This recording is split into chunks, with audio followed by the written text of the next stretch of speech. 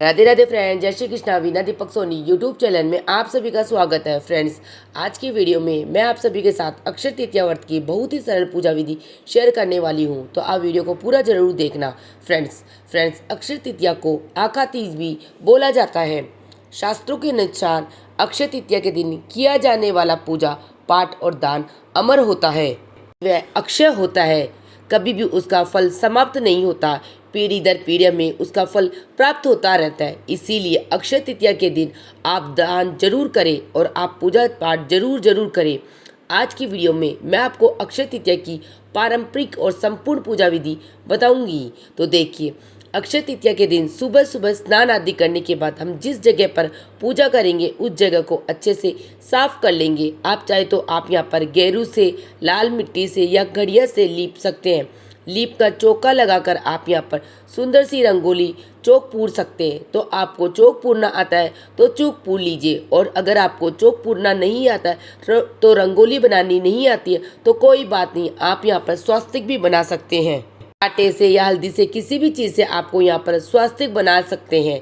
अक्षय तृतीया के दिन अगर आप सुबह यह पूजा न कर पाए तो शाम को भी आप यह पूजा कर सकते हैं। तो यहाँ पर देखिए, मैंने आटे से स्वास्तिक बना लिया है और चौक पूर लिया है। इसके बाद हमें चाहिए कि एक कोरा घड़ा, नया घड़ा ले आना है। हमें उस पर आप स्वस्तिक बना देंगे, उसके कंठ पर आप कलावा बांध दें।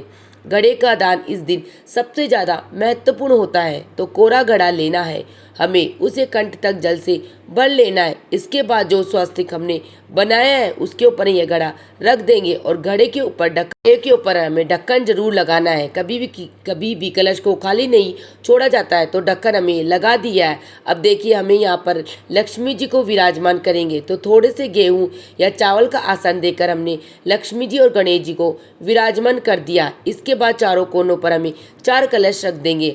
आप तांबे के, पीतल के, कोई भी कलश आप रख सकते हैं।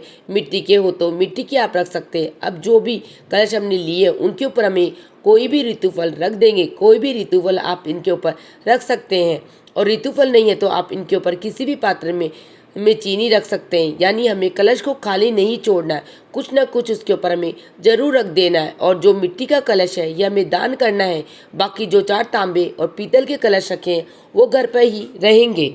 अगर आप अक्षय तृतीया के दिन कोई सोने चांदी की चीज़ खरीद के लाए हैं तो उसे भी आप पूजा में जरूर रखें। और पूजा में करने में सबसे पहले जल के छींटे लगा देते हैं, यानी कि हमने स्नान करा दिया सभी को। उसके बाद हम दिया जलाएंगे। तो यहाँ पर देखिए, चंदन से स्वस्तिक बनाकर हमने यहाँ पर देसी घी का दिया जला लिया है। अगर आप देसी घी का दिया नहीं जला सकते तो आप तिल्ली के तेल का भी दीपक जला सकते हैं।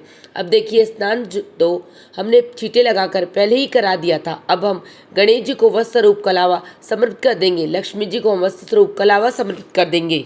जितने भी कलश है सभी के कंठ पर हमने कलावा पहले ही बांध दिया था। इसके बाद हमें तिलक करना है, तो चंदन से इस दिन आप जरूर तिलक करें। इस दिन पूजा में चंदन का बहुत अधिक महत्व होता है, तो चंदन से हमें जरूर तिलक करना है।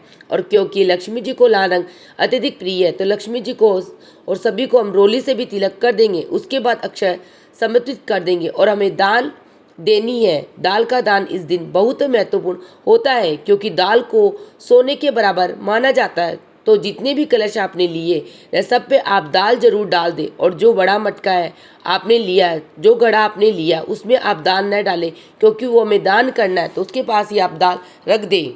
1-2 दाने आप डालना चाहे तो आप डाल सकते हैं, बाकी आप उसके पास ही दाल रख दें ताकि आप इस दाल को दान कर सके। तो यहाँ पर हम देखिए, दाल मैंने इसके पास ही रख दी है। गणेश जी को, लक्ष्मी जी को दाल समर्पित कर देंगी है। हमने गेहूं का दान भी इस दिन बहुत ही शुभ माना जाता है, तो हो सके आप गेहूं का दान भी इस दिन जरूर करें।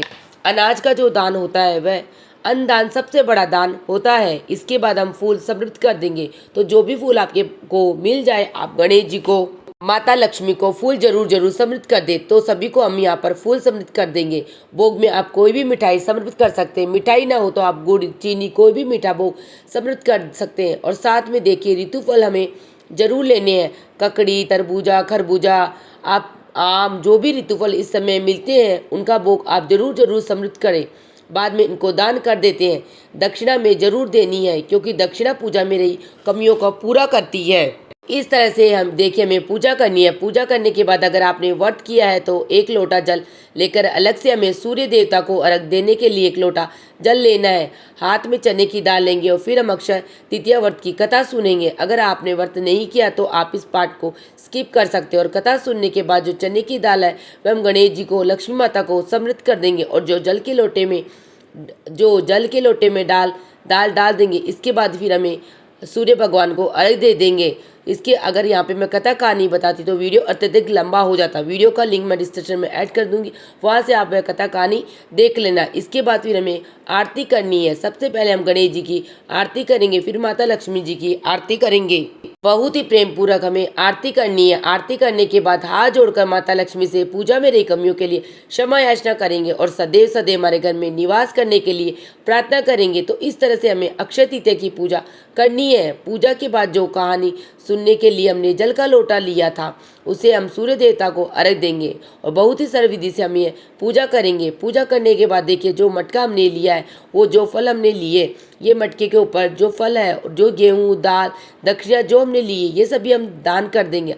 आप किसी भी जरूरतमंद को ये दान कर सकते हैं। अगर आप चाहे तो आप मंदिर में पंडित जी को भी दान कर सकते हैं। और जो 4 लोटे हमने लिए जल में हमें घर पे ही रखना है। इनका प्रसाद आप इनके ऊपर आम के रखें या कोई भी ऋतु फल आपने रखा है या घर में सभी को प्रसाद के स्वरूप में बांट दें। और जो इनका जल है वह आप घर में छींटे लगाकर पौधों में सी सकते हैं। और देखिए जब भी आप पूजा की ये सामग्री उठाएं तो जो भी फल, फूल, पत्ते आपने पूजा में यूज़ किए इन्हें इधर उधर नहीं फेंकना। आप किसी भी गमले में इन्हें रख सकते हैं ताकि इनका खाद बन जाए। तो ये सारी चीज़ें बाद में हमें उठानी कैसे, यह भी मैंने आपको बता दिया। तो फ्रेंड्स, इस तरह से आपको बहुत ही सरल विधि से अक्षय तृतीया के दिन पूजा कर सकते हैं। और हाँ, अक्षय तृतीया के दिन दान जरूर करना, क्योंकि अक्षय तृतीया के दिन किए हुए दान का फल हमें पीढ़ी दर पीढ़ी प्राप्त होता है। इसीलिए अक्षय तृतीया के दिन जल और अन्न का दान विशेष माना जाता है। तो अगर आपको ये वीडियो पसंद आई, वीडियो आपके लिए थोड़ा बहुत भी यूजफुल है, तो प्लीज़ वीडियो को लाइक कर लेना और चैनल को सब्सक्राइब कर देना। अगर आप सरल विधि से पूजा करना चाहते हैं तो इससे भी सरल विधि मेरे चैनल पे अपलोड हो गई, आप वह भी देख सकते हैं। लिंक मैं डिस्क्रिप्शन में दे दूंगी, आप वहाँ से भी देख लेना। यहाँ पर लड्डू गोपाल जी को संदल सेवा कैसे प्रदान करनी है, लड्डू गोपाल जी की सेवा अक्षय तृतीया के दिन कैसे करनी है, यह भी वीडियो पर आ चुका है। इससे भी आप एक बार जरूर देख लेना। तो फिर मिलेंगे किसी और वीडियो में, तब तक के लिए राधे राधे फ्रेंड, जय श्री कृष्णा। और अक्षय तृतीया व्रत की आप सबको बहुत बहुत शुभकामनाएं। माता लक्ष्मी की कृपा आप पर, आप पे, परिवार पर सर्वदा बनी रहे। जय श्री कृष्णा, जय लक्ष्मी माता की जय।